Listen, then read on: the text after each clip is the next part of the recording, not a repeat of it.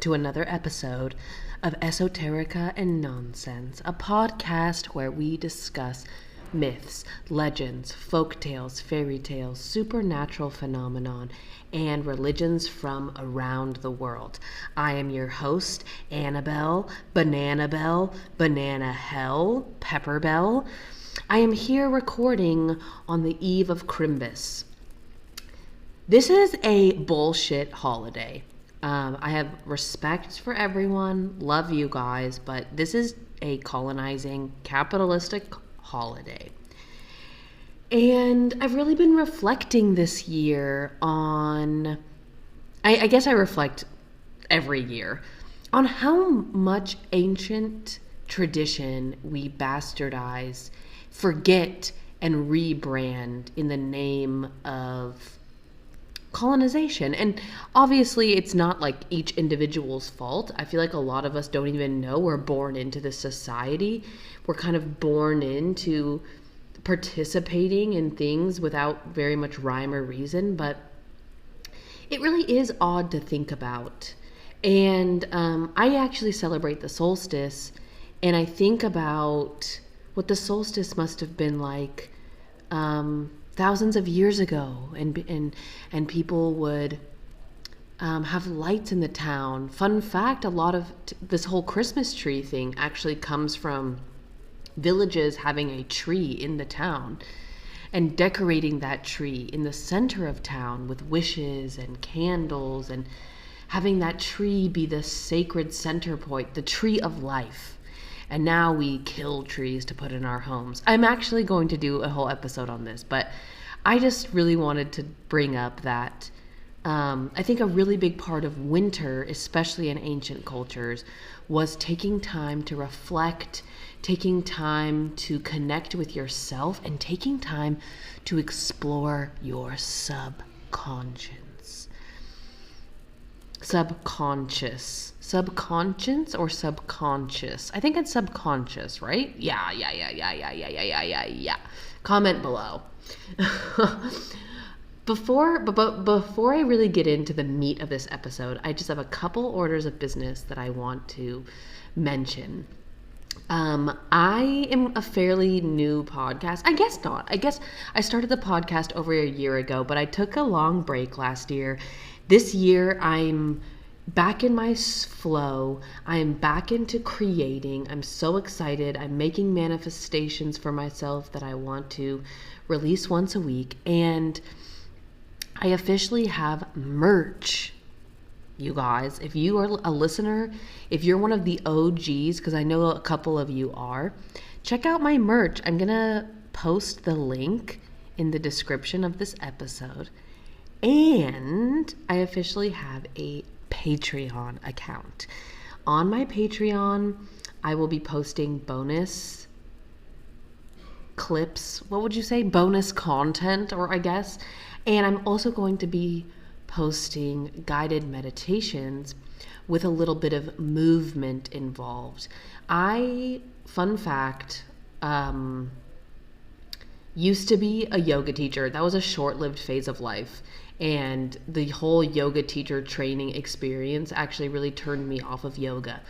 But in my studies of yoga, I learned something very interesting that I think a lot of the Western world forgets to talk about and forgets to incorporate, which is that yoga has 8 branches.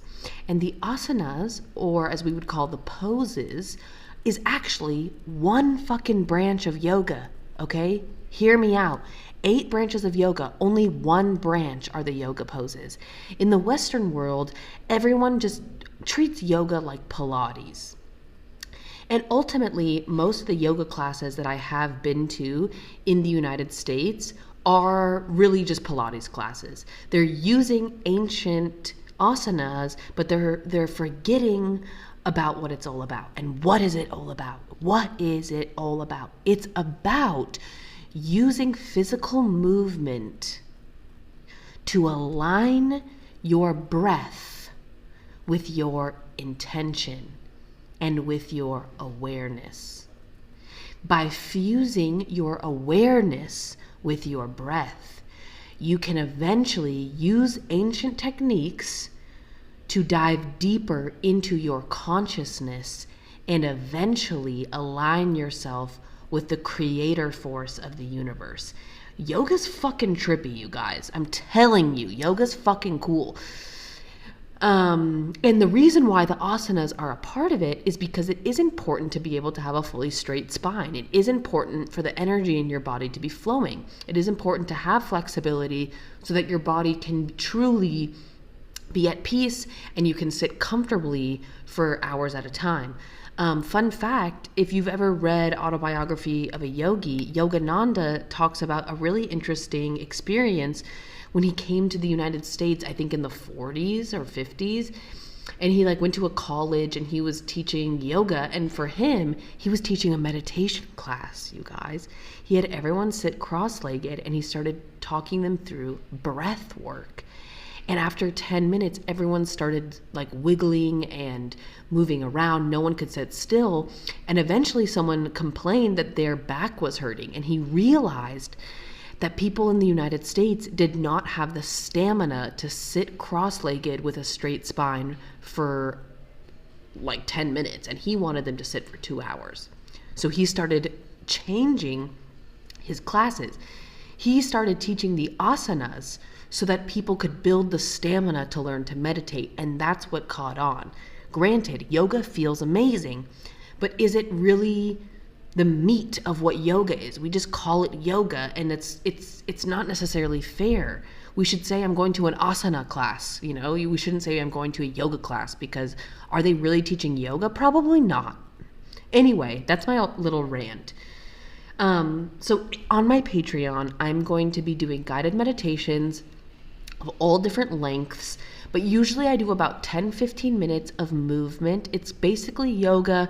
It's kind of like my own flair on yoga meets dance stretches, but it's really all about breath work and aligning the spine, aligning the body, followed by a guided meditation. You should check it out.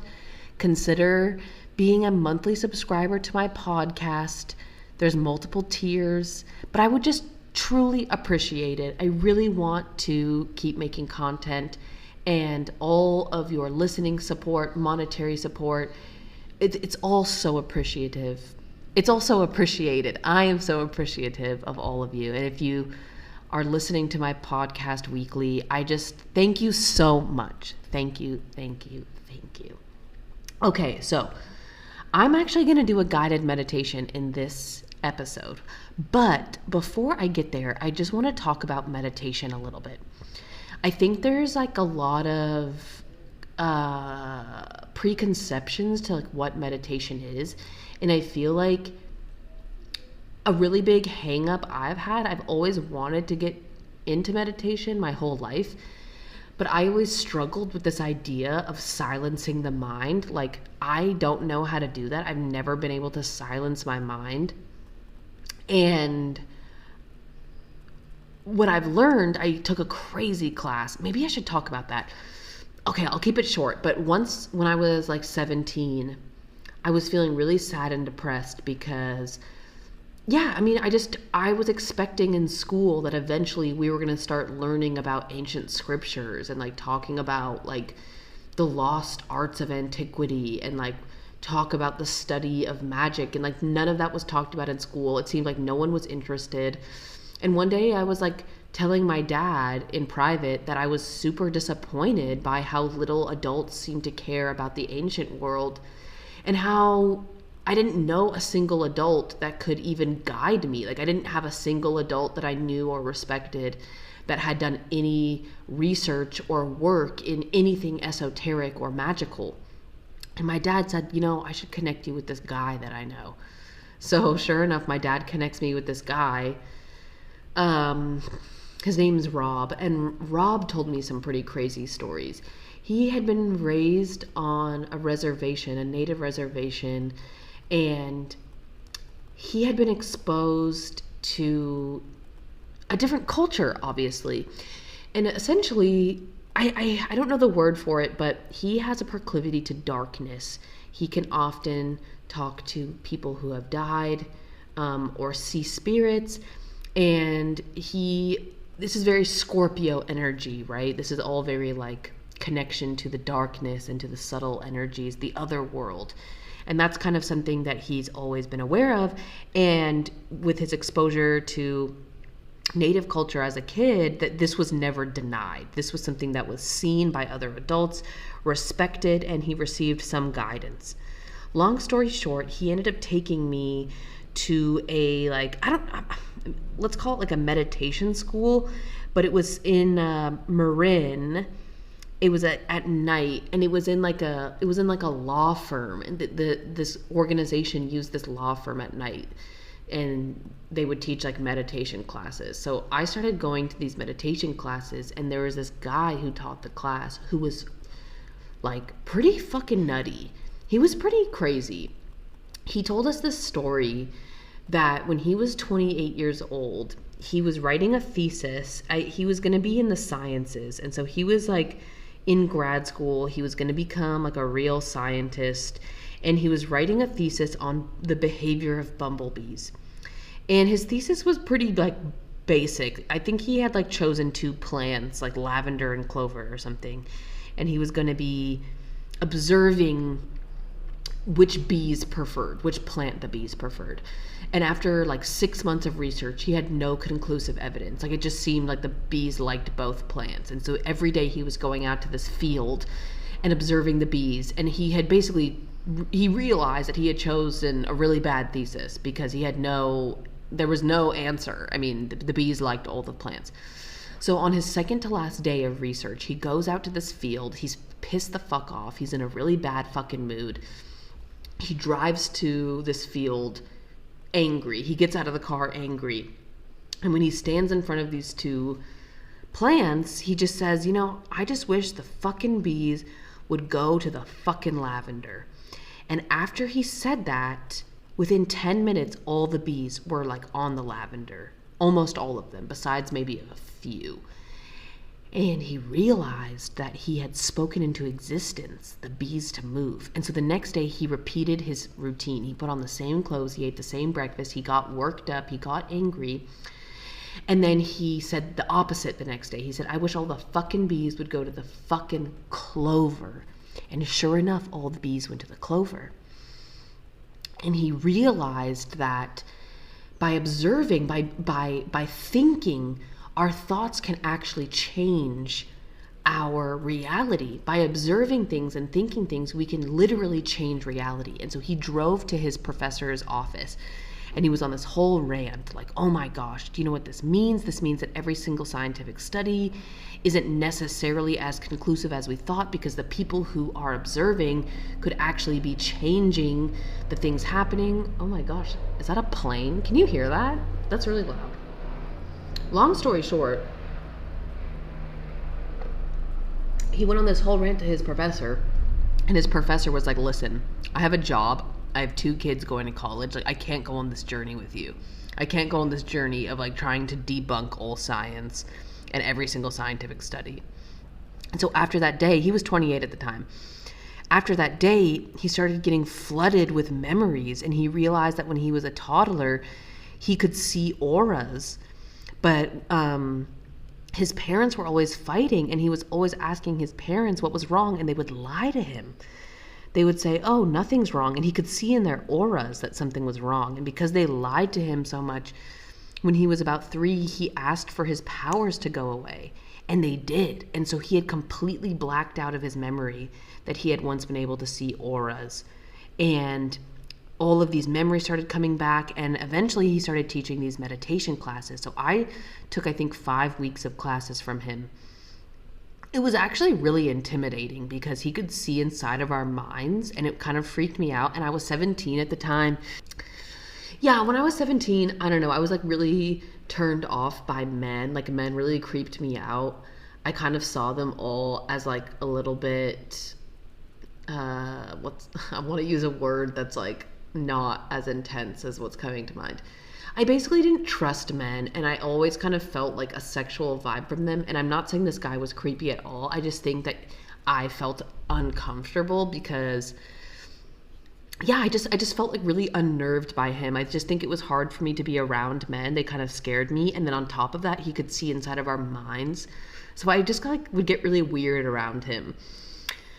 But he taught me some crazy techniques. And basically, he taught me techniques on how to move energy through my aura and to, instead of trying to quiet my mind, trying to use my mind as a scrying tool, as a tool to see beyond dimensions, and as a tool to focus my energy and basically receive information. He taught me some pretty cool techniques, so I'm gonna teach you some of them. And the other last thing I wanted to mention before we get into this meditation is a book that I read years ago, and I've been wanting to reread it. I should do an episode on it. It's a book called The Holographic Universe. I highly recommend that you read it. It's a pretty heavy read. There are some chapters that I skipped just because they were too dense for me to like understand. But basically, in a nutshell, this man, his name is Michael Talbot, was raised in a family that claimed to be psychic. And when he was a kid, he thought it was a bunch of bullshit. And when he was in high school, he started sleeping through his alarm, and he'd wake up with a lot of his shit. Like, I think it started with his alarm. He would wake up with his alarm clock in the front yard. And so he thought his family was playing a trick on him. And as time went on, he would sleep through his alarm and then wake up to his alarm on the front lawn, and then some of his stuff, like, and just more and more of his bedroom belongings were just ending up on the front lawn in the morning. And so he thought his family was playing a trick on him. And one morning he woke up and he was seeing his window open and his alarm clock, along with his clothes and just all his shit, flying out the window onto the front lawn. And he realized that this was actually telekinesis, that his own disdain for getting up for school in the morning was actually like moving matter. So he became a physicist, and he wrote a book, The Holographic Universe, where, using a whole bunch of examples and physics, he breaks down a theory that explains how it is possible for what we call magic to exist. But things like manifestation, things like telekinesis, things like teleportation, things like psychic abilities, mind reading, all of these things that we read about or we've heard about in fairy tales, or we hear stories about, yogis in India doing these unbelievable things. Like, this book talks about it all, and he talks about how it is possible. So bear with me. I'm going to try to break it down pretty quick. But the theory is the holographic theory.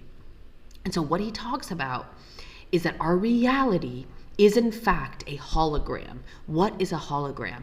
A hologram is highly condensed beams of light that are woven in with each other.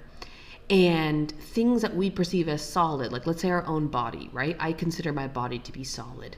What that really means is that there are light particles that are woven so tightly that I perceive them as solid. But what light is are particles that go in and out of existence. They flicker in and out of existence like a heartbeat so quickly that they're not actually solid, but they vibrate. And by having more particles of light that are highly condensed, woven together, they vibrate in and out of existence so quickly that we perceive them as solid. And so this is where it gets kind of crazy. Holographic film looks nothing like the object. And so, like, for example, let's say that you have a film camera and you take a photo of an object, let's say a lamp. When you develop your film, the photo or the negative of your photo will look like a lamp, right? We've all seen like camera negatives. Holographic film is quite different because a hologram is three-dimensional, right? Holographic film actually looks like the surface of water and someone dropped pebbles in it. It looks nothing like the object, but this is where it gets crazy. The holographic film could be fully irregular. Like, it could really look like water and someone dropped pebbles into it, and it's completely irregular. And you could cut a heart shape out of the center, and it will still create the entire image. It will get blurry the smaller the image that you cut. But the entire film, each particle of that film creates the entire image, right? And it's not the same with a regular photograph. If you have a negative and you cut it in half, you just cut the image in half, not with a hologram. The hologram acts like a fractal. And even the smallest piece of film has the entire image. And that's actually how our bodies work. That's how DNA works. That's how a lot of cells work on this planet. Each cell, even if it has its own purpose, will still hold the DNA of its entire thing. And the DNA of our bodies hold the pattern of the entire universe. It's pretty fucking nuts. So basically what he talks about is our reality that we live in, this physical 3D reality, is actually a reality of light beams that are folded in on itself in complex patterns. And so therefore, our consciousness, what we call our mind, is not actually contained to our bodies. We think they are, and we've been conditioned to think that they are. But our consciousness is actually living within fibers of light particles that are woven infinitely into themselves. So therefore, with the right amount of focus and the right amount of practice, every conscious being, and that could be anything, this could be a rock, a squirrel, a human, any conscious being has the ability to interact with time and space freely. Because everything is a light particle in this big woven tapestry of reality. Okay? Pretty crazy. This is pretty crazy stuff. But it's real. I mean, maybe you've experienced it yourself. Maybe you think about a person and they just call you up. Maybe you manifest something and it comes true. Maybe you've had a dream about something and it happens the next day. Like, we've all had weird coincidences or things happen where it seems like it's either a dream or like, I don't know. I've definitely, speaking from my own experience, this type of shit happens to me all the time. This is something I've always believed in, and I've always intuitively known that our reality is not as physical as we perceive. But this particular book really broke it down for me. And like I said, there are some chapters that for me were really hard to stomach. I think there was a chapter that, like, he tries to break it down mathematically and it really meant nothing to me. But there were other chapters where he talks about all kinds of things. He talks about Chinese medicine. He talks about stories of people that cure their own cancer through meditation. He talks about all kinds of things, and I highly recommend it. And a part of the book that really struck me, actually, I just mentioned it, was there was a chapter that he talked about a woman who had cancer, and she was terminally ill. And she imagined herself every day in a garden. She wanted to get better, and she would meditate and imagine herself in a beautiful garden. And she ended up recovering from her cancer, and it was kind of seen as a miracle, and the doctors didn't really have an explanation and as to how, because so many people with her diagnosis usually die. And she talked about her meditation practice, and it really struck me, because at that time in my life when I read the book, I was also reading about Taoism and Buddhism and Hinduism, and I've always been really interested with those spiritualities because of the focus on mindfulness, focus, and meditation. And I personally believe that the whole point of having a consciousness is to explore self. And by exploring self, you do end up exploring the universe and the creator or God. Whatever you want to call the creative force of the universe It is a giant piece of consciousness that is pulsing with a complex personality, and we're an extension of it. If God was a tree, we would be a branch, right? If God was a forest, we'd be but a leaf. We're pieces of this giant tapestry. And not to get all conspiracy on you, but it does feel like our society is designed to keep us from thinking about any of what I'm saying. Our society is designed to keep us working at some remedial job or studying some subject that is like a simple bastardization of something semi-true. And we're all just thinking about eating and sleeping and having sex and making enough money. And then all of a sudden, 20, 30, 40 years go by, and you've never taken a moment to sit with yourself and explore your soul. Not explore your mind, explore your soul. And how do you do that? How do you even explore your soul? That is what we're going to get into today. Wow, I'm so excited. So I recommend two things. Okay, so let's say you're like doing something right now. Maybe you're like driving, maybe you're working. I recommend listening to this and doing your best to participate, and you can try to do this with your eyes open while you're doing stuff. And then later, I recommend re-listening to the end of this episode again and doing it when you have time to yourself, where you have peace and quiet, and you can do this with your eyes closed. And maybe vice versa. Maybe you're alone right now and you're in a safe place and you actually have the time and space to really focus on this. I also recommend listening to this again when you're out in the world and seeing the difference, because the cool part with meditation is that as you practice, you can eventually start doing meditation practices with your eyes open, right? Grocery shopping or working or having a conversation. That's where the magic comes in. Okay, so wherever you are, maybe you're sitting, maybe you're standing. If you're like out living your life, just be as you are. But if you are in a private place, I recommend sitting down. I'm sitting on the floor right now, but maybe you want to sit in a chair if that's more comfortable. And we're going to start focusing on our spine. Our spine is our major energy instrument.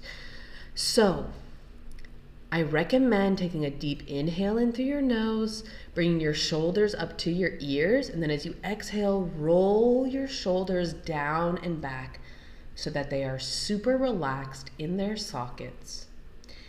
And then from here, we're going to inhale our arms out to the side. Imagine someone pulling your wrists, pulling your arms out to the side. And then imagine someone pulling a thread out of the top of your head. You're going to pull your belly button in. You're going to slightly rotate your pelvis under. And then you're going to shift your shoulders back in space just enough so they're stacked directly over your hips. Take a deep inhale in. You're going to reach long with your hands. Arms are long like a T. Exhale out through your mouth.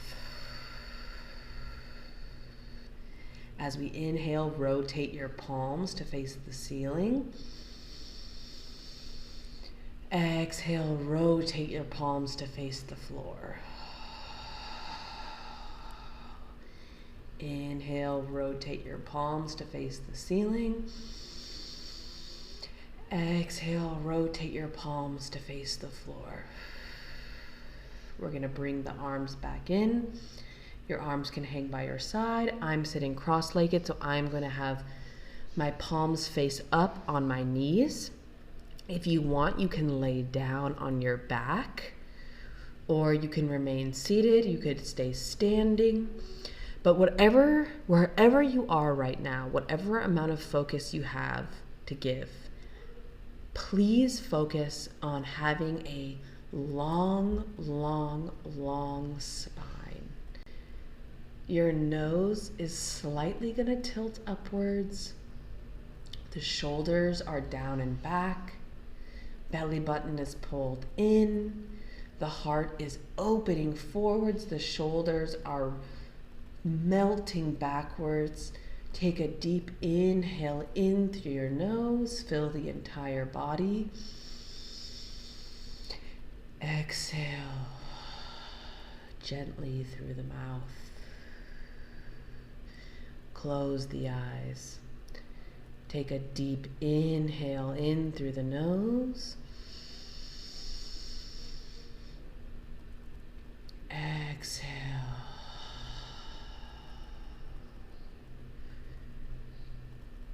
Take a deep inhale in. Fill your body with air.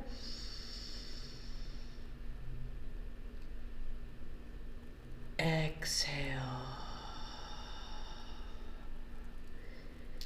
Keep your breath steady and smooth. We're going to take a deep inhale in.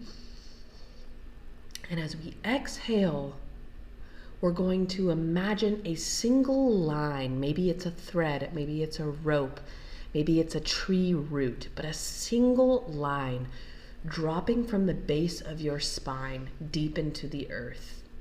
Take a deep inhale in, fill your body with air. And as we exhale, we're going to drop that line deeper into the earth. And it's going to be going deep, deep, deep, deep, deep. Take a deep inhale in through the nose.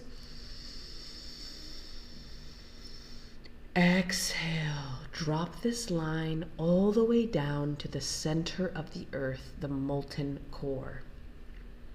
And on our next inhale, we're going to pull in this warm energy from the center of the earth, pull it up through the low spine, through the belly button, through the heart, up through the throat, up to the top of the head. Exhale, push the energy out of the top of your head. Like a fountain, it's going to arc back down, creating an egg shape around you. Take a deep inhale in, pulling this energy up from the center of the earth. Exhale, pushing it out of the top of your head. And this energy is going to flow right back into the earth. You're like a human fountain right now.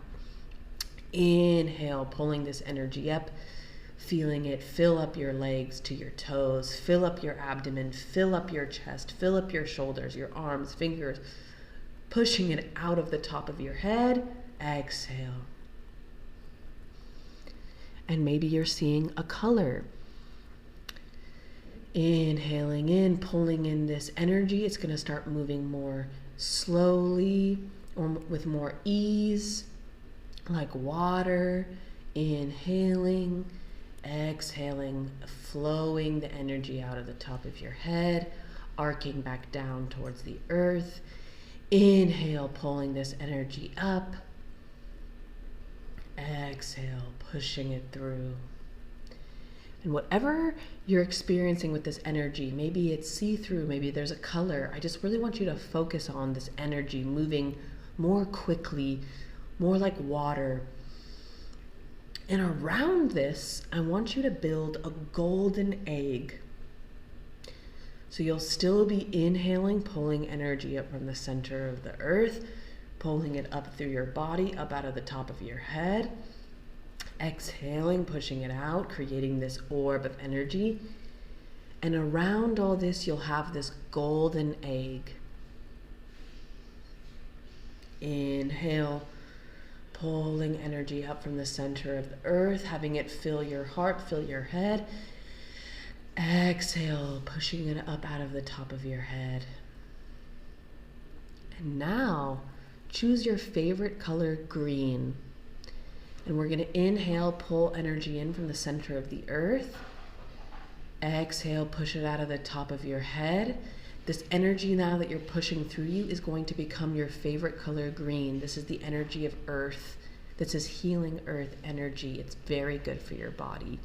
We're going to keep this golden egg around us. Take a deep inhale in, pulling in this energy, filling with green. Exhale, pushing out of the top of your head. This fountain of green energy is flowing through you. Inhale, pulling energy in. Exhale, push. pushing energy out of the top of your head.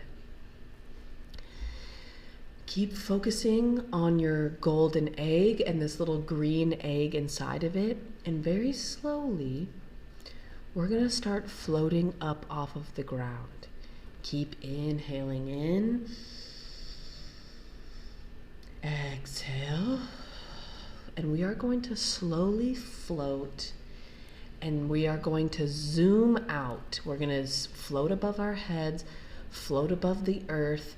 And we are going to float to see the timeline of our lives, almost like a ruler. We're just going to float so above our reality that we are going to see our entire life like a ruler. You can look into the past. You can see yourself as a baby. You can see yourself as a toddler, as a child, as a teenager. And you can even see the future. But before looking deeply, this timeline that we are looking at is our best possible timeline in this life. And I want you to think about your ideal future, the kinds of things you want to be doing, the kind of house you want to live in, the kind of people you want to surround yourselves with. And from this zoomed out perspective, I want you to place things in your future that you want to happen, that you see for yourself, that are exciting. Maybe it's a future lover. Maybe it's a future job. Maybe it's your ideal home. But I want you to see them on your timeline. And we can start zooming into a point in the future and really see what's happening. Where are you? Who are you talking to? What are you doing? What does it smell like? What does it look like? And then you can zoom back out. And now we're going to go to a place in our past. Maybe it's a place that you've already been to. Maybe it's a place that you've forgotten. But we're going to zoom in to a moment in our past. And remember that we are just observing. We are fully safe right now. We are just going to observe a piece of ourselves in the past. What's going on? As the observer, what are we seeing that maybe we missed as we experienced it the first time?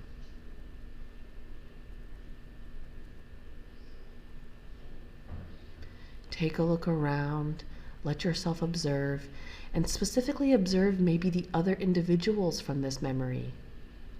Sometimes when we live through experiences, it's hard to understand what was really happening because, of course, we are so in our bodies. And then we are going to zooming back out to looking at our life's timeline. And all the things from our past that may have been painful, scary, traumatizing, all of that has happened for a very important reason. And none of our suffering was done in vain. We're going to take a moment here to close our eyes inside of our meditation. We're going to take a deep inhale in, pulling energy in from the center of the earth, filling our bodies. Exhale, pushing it up out of the top of our heads, keeping the energy flowing. Take a deep inhale in, pull energy in from the center of the earth.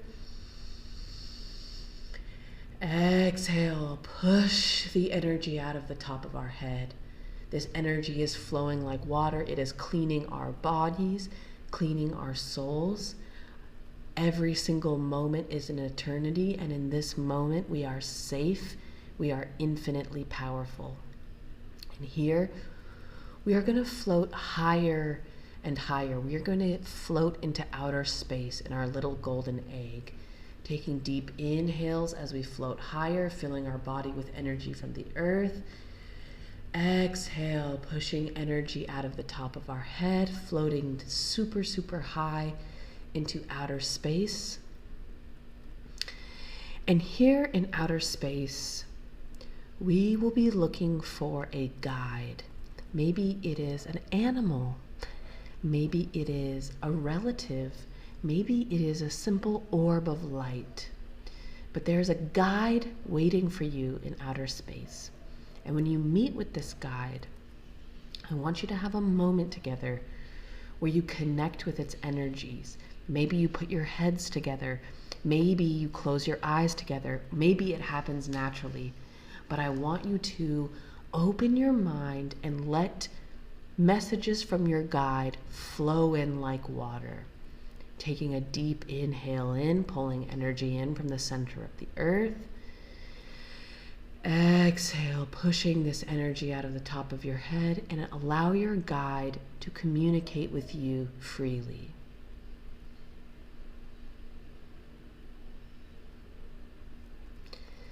This guide has known you since before you were born. This guide is with you always, and you are always protected, always safe.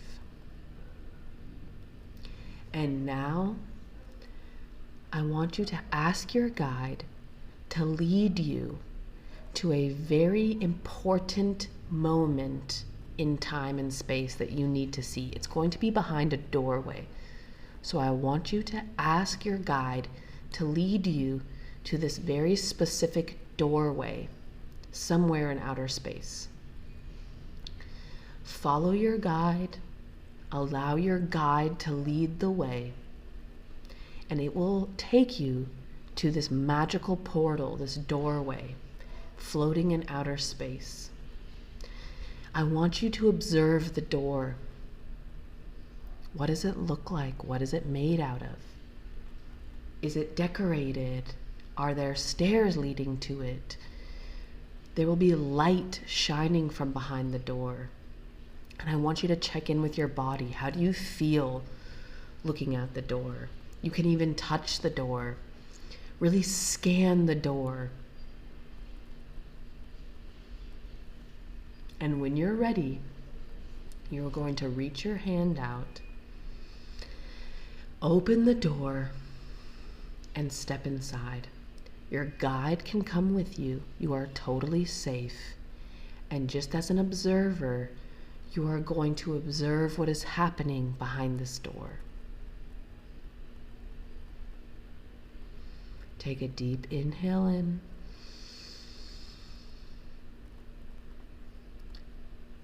Exhale.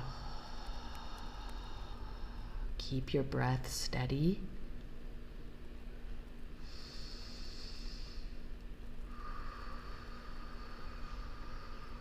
What is happening in this scene?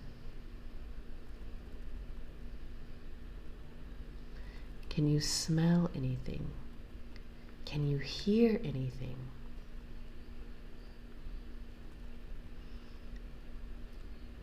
Take a look around, explore. Maybe you're watching something unfold. Maybe you are in a quiet place with no one there. Look around.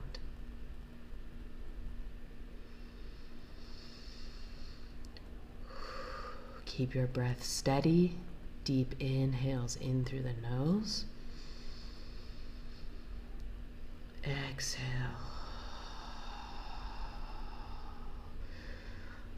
If your guide is here with you, see if your guide has something they want you to see. You are looking at this for a certain reason. Maybe it is very obvious, maybe it isn't. At this point, it is not important. What is important is to observe what is happening. What are you seeing? Are you able to read? Maybe there's a book, maybe there's a sign, maybe there's a person. Observe, truly observe.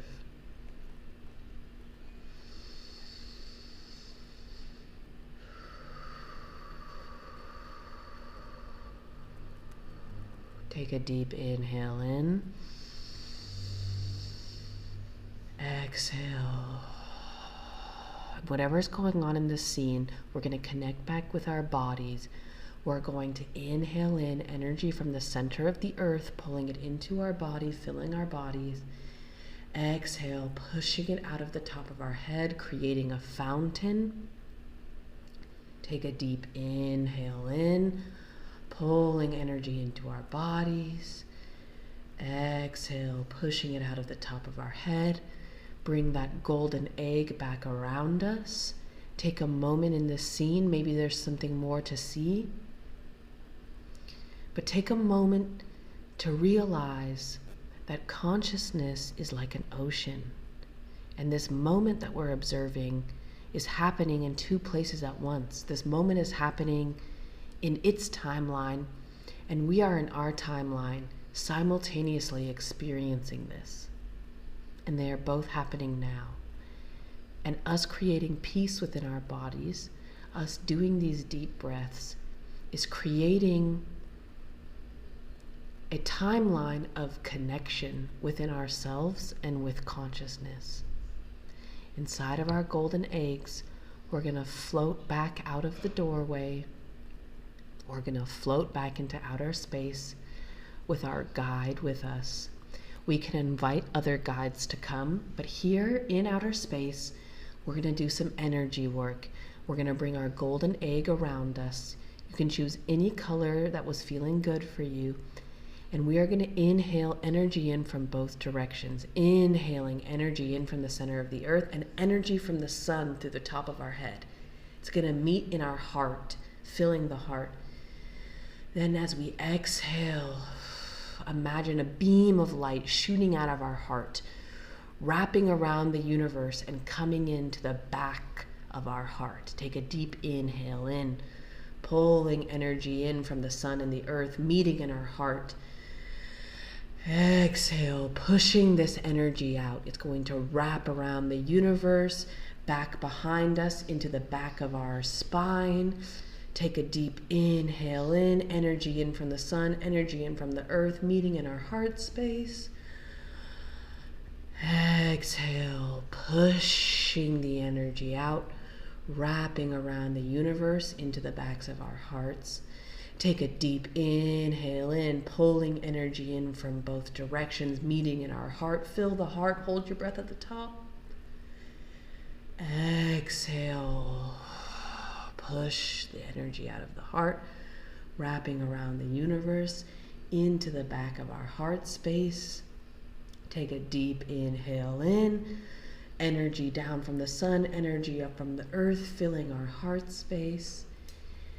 Exhale, pushing that beam of light, wrapping around the universe into the back of our heart. Allow your breath to flow naturally. Keep this circuit, this circle coming out of the front of your heart, wrapping around the universe, back into your back. Imagine as you're inhaling and exhale that this energy is flowing naturally, circling the universe, entering the back of your spine, and exiting through the front of your heart. Our hearts are our portals into other dimensions.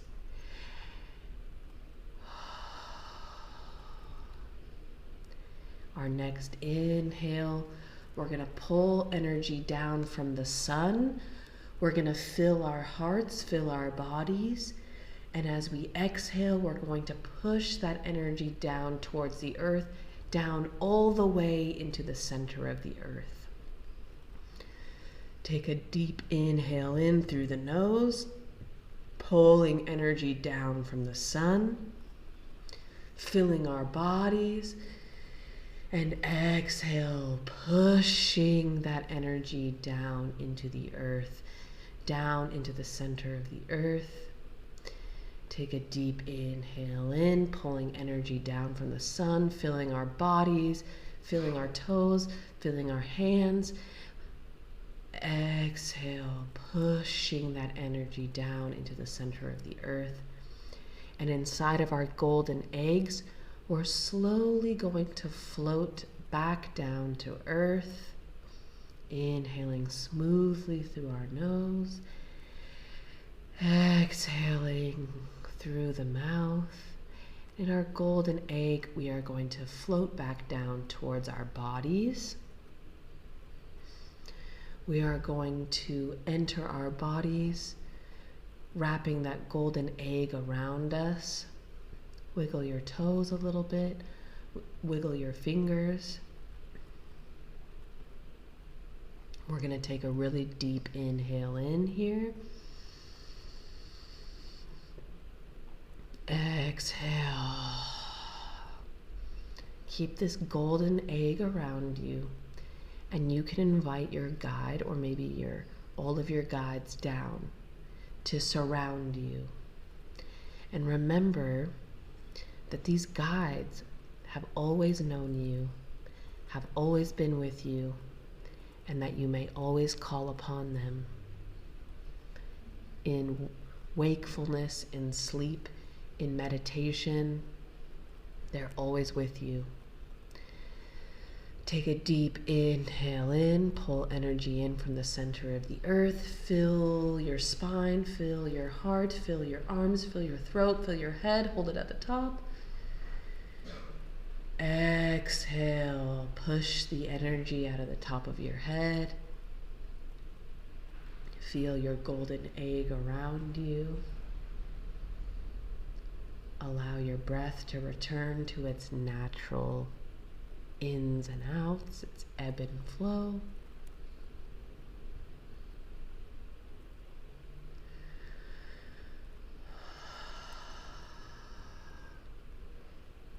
And whenever you're ready,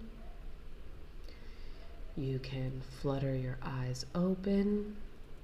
Take a few moments to be present with your body. Feel your blood flowing through your veins. Feel your heart beating.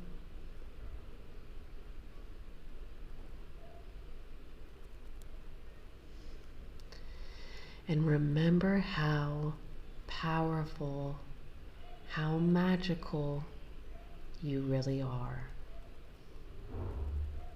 We were born as children of an omnipresent creative force. And we have the ability to do so much. And we can do so much by simply closing our eyes and being mindful. Thank you so much for coming on this journey with me.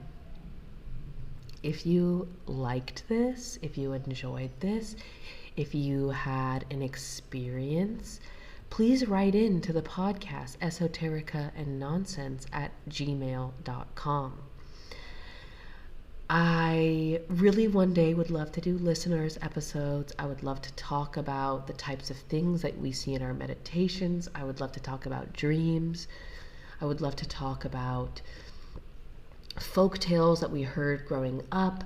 I would love to talk about aliens and UFOs, anything that comes to mind. Please write in to esotericaandnonsense @gmail.com.